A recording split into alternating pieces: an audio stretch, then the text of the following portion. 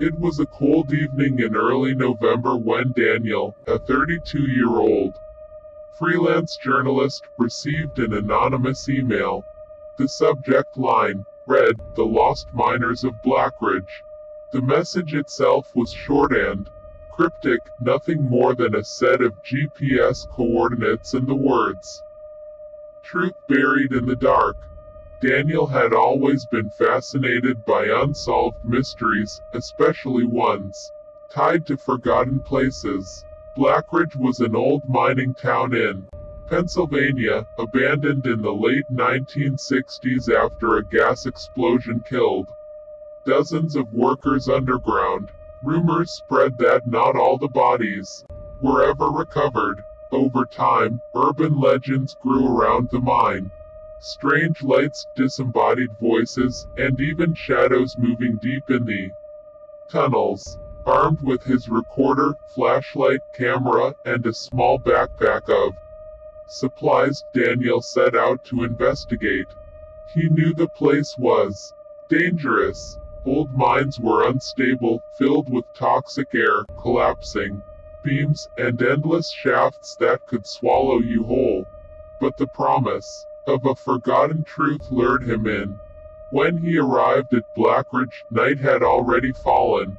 The town was a husked rows of rotting wooden houses, broken windows staring like blind eyes into the night. The air smelled faintly of sulfur, a reminder of the underground fires that had once raged there. His boots crunched over glass and gravel as he followed the GPS deeper into the ruins until the mouth of the mine appeared before him.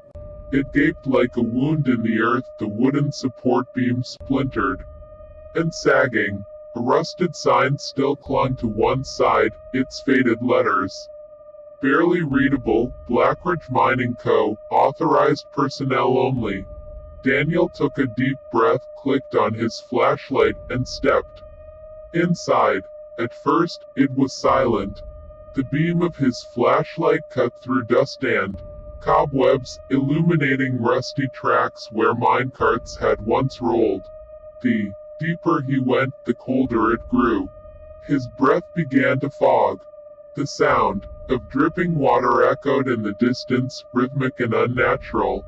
Half an hour in, Daniel noticed carvings on the wooden beams. Symbols. At first, he thought they were just numbers or tally marks miners might have scratched to count shifts.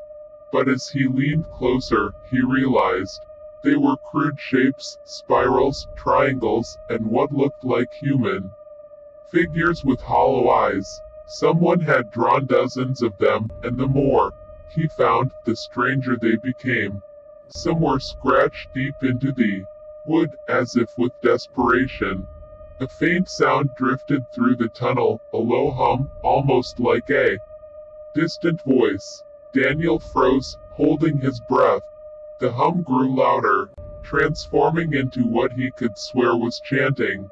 But every time he tried to pinpoint the source, it shifted, echoing around him as though the walls themselves whispered. Deeper inside, the tunnel forked.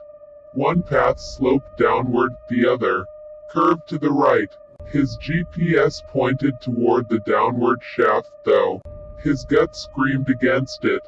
He adjusted his backpack strap, swallowed hard, and followed the coordinates. The air grew heavier. His flashlight flickered. He tapped it, but the beam only grew weaker. That was when he noticed the smell, rotting flesh. The deeper he walked, the stronger it became. Daniel pulled his shirt over his nose and pressed forward. Finally, the tunnel opened into a wide cavern. Rusted tools, broken helmets, and shattered lamps littered the ground. In the center lay a pile of bones, human bones, tangled together, their helmets still on some skulls. But what froze Daniel was the fact that the bones didn't look natural. Many were twisted, warped, and bent in impossible angles as though crushed or reshaped by something far stronger than rock. Before he could raise his camera, his flashlight went out completely. Darkness swallowed him. Daniels, heart hammered as he fumbled for the spare battery. In that silence, he heard breathing. Not his own, slow, ragged, coming from just a few feet away. His hands shook as he snapped the new battery in. The beam of light returned, cutting through the black. No one was there, but the bones had shifted. The pile that once lay still now sprawled outward, as though something had crawled out from beneath. Panic clawed at him, but Daniel forced himself to record notes into his recorder. His voice cracked as he described the scene. Suddenly, a metallic clink echoed down the tunnel behind him, like a chain being dragged. He turned his light toward the sound. For a brief second, he caught sight of movement, a figure vanishing into the shadows. It wore a miner's helmet, but its face was pale, stretched too thin, with a jaw that opened wider than it should. Then it was gone. Daniel staggered backward, nearly tripping over bones. He swung the flashlight in every direction, but the tunnel was empty. His recorder slipped from his hand, clattering to the ground. As he bent to pick it up, a voice whispered through the cabin. "Leave." It was right behind him. Daniel bolted.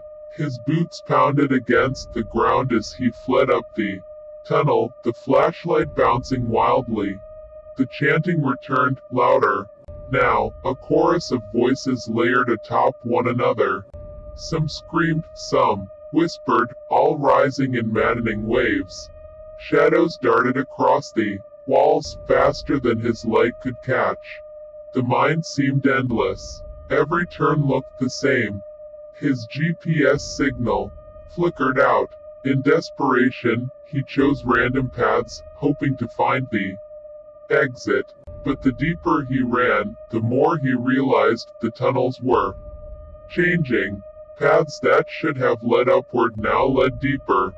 The walls seemed to breathe, shifting just out of sight.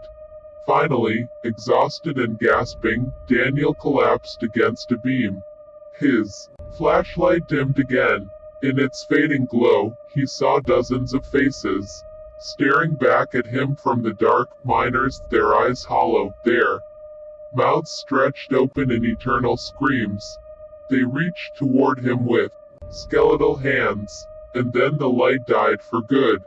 2 months later, hikers found Daniel's recorder outside the entrance of Blackridge Mine. The device was cracked, but the final recording remained intact. It lasted nearly 50 minutes, filled with panicked breathing, the sound of footsteps, distorted whispers, and Daniel's trembling voice describing what he saw before the tape ended with a single, blood-curdling scream. Daniel himself was never found.